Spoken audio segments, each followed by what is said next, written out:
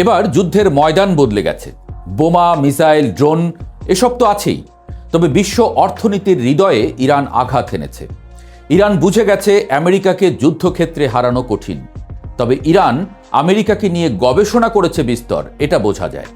আমেরিকার শক্তির আসল উৎস কোথায়? সেনাবাহিনী না প্রযুক্তি? না, তবে আংশিক। আসল শক্তি হল অর্থনীতি, অর্থাৎ ডলার।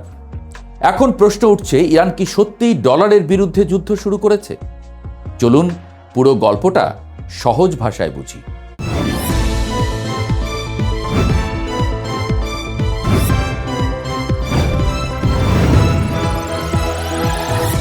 পৃথিবীর সবচেয়ে শক্তিশালী দেশের বিরুদ্ধে যুদ্ধ চলছে, কিন্তু তার থেকেও বড় এক যুদ্ধ হচ্ছে আর এক জায়গায়, এমন এক জায়গায় যেটা সাধারণ মানুষের চোখে খুব একটা ধরা পড়ে না। সেই যুদ্ধটা হচ্ছে অর্থনীতির ভিতরে, মুদ্রার ভিতরে। আর সেই যুদ্ধের কেন্দ্রে রয়েছে একটি নাম, ডলার। বছরের পর বছর ধরে বিশ্বের অর্থনীতি যেন এক অদৃশ্য সুতোয় বাঁধা ছিল। সেই সুতোটার নাম ডলার। পৃথিবীর যেখানেই তেল বিক্রি হোক, সেখানেই লেনদেন হতো ডলারে। সৌদি আরব থেকে শুরু করে উপসাগরীয় দেশগুলো সবাই তেল বিক্রি করত ডলারে। আর এই তেল বিক্রির অর্থের একটা বড় অংশ আবার ফিরে আসতো যুক্তরাষ্ট্রের অর্থনৈতিক ব্যবস্থায়। কেউ কিনতো আমেরিকার বন্ড, কেউ বিনিয়োগ করত তাদের বাজারে। এই পুরো ব্যবস্থাটার নাম ছিল পেট্রো ডলার ব্যবস্থা। এই ব্যবস্থা শুরু হয়েছিল 70-এর দশকে, যখন বিশ্ব অর্থনীতি বড় এক পরিবর্তনের মধ্য দিয়ে যাচ্ছিল। 1971 সালে যুক্তরাষ্ট্র ডলারকে স্বর্ণে রূপান্তরের নিয়ম বন্ধ করে দেয়। তারপর 1974 সালে সৌদি আরবের সঙ্গে একটি বড় সমঝোতা করে। সেই সমঝোতা অনুযায়ী সৌদি আরব তেল বিক্রি করবে ডলারে, আর সেই টাকা আবার বিনিয়োগ করবে যুক্তরাষ্ট্রের আর্থিক বাজারে। ডলার শক্তিশালী হওয়া শুরু করে তখন থেকেই। এই এক সিদ্ধান্তই পুরো পৃথিবীর অর্থনৈতিক কাঠামো বদলে দেয়। কারণ পৃথিবীর সবচেয়ে গুরুত্বপূর্ণ পণ্য হল তেল। গাড়ি চলে তেলে, কারখানা চলে তেলে, বিমান ওড়ে তেলে। ফলে যেসব দেশ তেল কিনতে চাইত, তাদের আগে ডলার জোগাড় করতে হতো। এইভাবেই তৈরি হয় ডলারের চাহিদা। ধীরে ধীরে পৃথিবীর প্রায় সব দেশ তাদের বৈদেশিক মুদ্রার রিজার্ভে ডলার জমাতে শুরু করে। আজও আন্তর্জাতিক মুদ্রা তহবিলের হিসাব অনুযায়ী বিশ্বের প্রায় 58% বৈদেশিক মুদ্রা রিজার্ভ ডলারে রাখা হয়। অর্থাৎ পৃথিবীর অর্থনীতি ঘুরছে একটাই মুদ্রাকে ঘিরে। কিন্তু এখন সেই ব্যবস্থাটাকে চ্যালেঞ্জ করছে ইরান। মধ্যপ্রাচ্যে যুদ্ধ শুরু হওয়ার পর ইরান বুঝে গেছে, শুধু মিসাইল ছুঁড়ে আমেরিকাকে হারানো যাবে না। কারণ আমেরিকার শক্তি শুধু সামরিক নয়, তাদের সবচেয়ে বড় শক্তি তাদের অর্থনীতি। আর এই অর্থনীতির প্রাণ হলো ডলার। তাই ইরান এখন চেষ্টা করছে সেই জায়গাটাতেই আঘাত করতে। প্রথম ধাক্কাটা এসেছে হরমুজ প্রণালীকে কেন্দ্র করে। পারস্য উপসাগরকে আরব সাগরের সঙ্গে যুক্ত করেছে এই সরু 34 কিলোমিটারের জলপথ।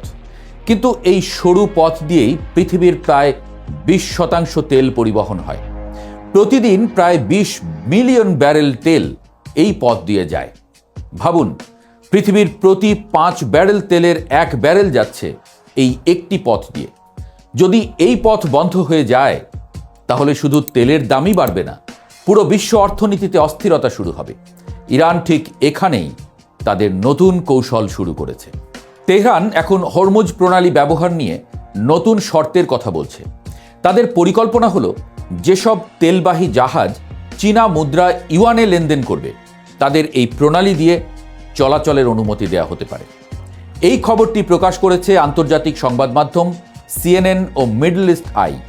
এটা শুনতে ছোট একটা সিদ্ধান্ত মনে হতে পারে, কিন্তু বাস্তবে এর প্রভাব অনেক বড়। কারণ এতদিন তেলের বাজার প্রায় পুরোপুরি ডলারের নিয়ন্ত্রণে ছিল। এখন যদি তেলের লেনদেন ইউয়ানে শুরু হয়, তাহলে ধীরে ধীরে সেই নিয়ন্ত্রণ দুর্বল হতে পারে। এটা ঠিক যেন একটা বাঁধে ছোট ফাটল ধরার মতো। শুরুতে হয়তো পানি খুব বেশি বের হবে না, কিন্তু সময়ের সঙ্গে সঙ্গে সেই ফাটল বড় হতে শুরু করবে। এই কৌশলটা নতুনও নয়। রাশিয়া পশ্চিমা নিষেধাজ্ঞার মুখে পড়ে তাদের তেল রুবল বা ইউয়ানে বিক্রি করা শুরু করেছে।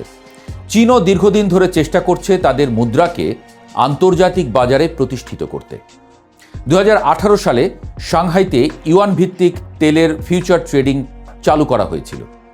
ধীরে ধীরে কিছু দেশ সেই ব্যবস্থায় যুক্ত হচ্ছে, আর এখন ইরান সেই প্রক্রিয়াকে আরও ত্বরান্বিত করতে চাইছে, কারণ তেলের সবচেয়ে বড় ক্রেতারা এখন আর পশ্চিমা দেশ নয়।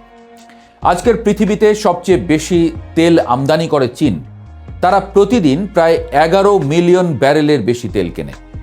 ভারতও দ্রুত বাড়ছে জ্বালানি ব্যবহারে, অর্থাৎ তেলের বাজারের কেন্দ্র ধীরে ধীরে পশ্চিম থেকে এশিয়ায় চলে যাচ্ছে।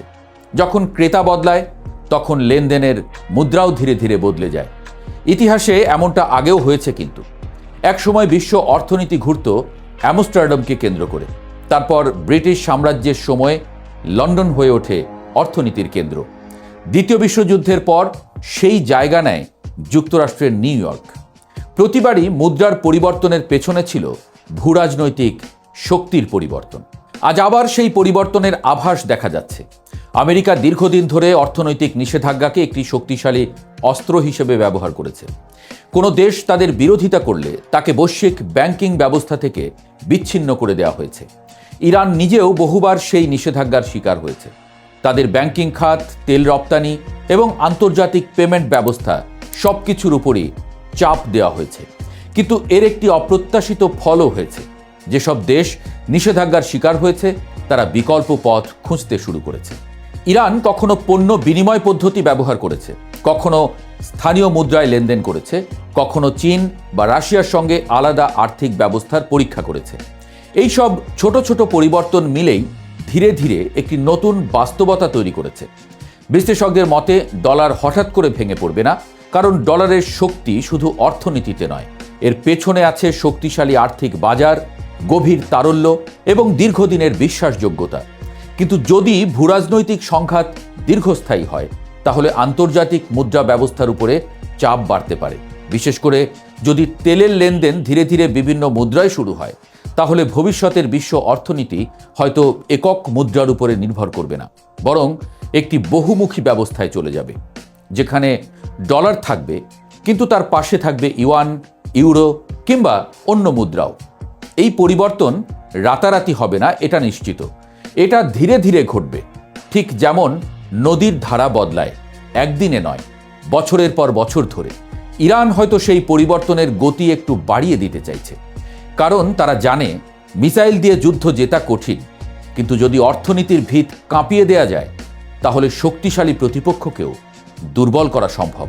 তাই এখন প্রশ্নটা শুধু মধ্যপ্রাচ্যের যুদ্ধ নয়, প্রশ্নটা আরও বড় ক্যানভাসে। এই যুদ্ধ কি শুধু ভূখণ্ডের জন্য, নাকি এটি নতুন এক অর্থনৈতিক যুদ্ধ যেখানে লক্ষ্য ডলার নিজেই? সময়ের সঙ্গে সঙ্গে হয়তো আমরা সেই উত্তরটাও জেনে যেতে পারব।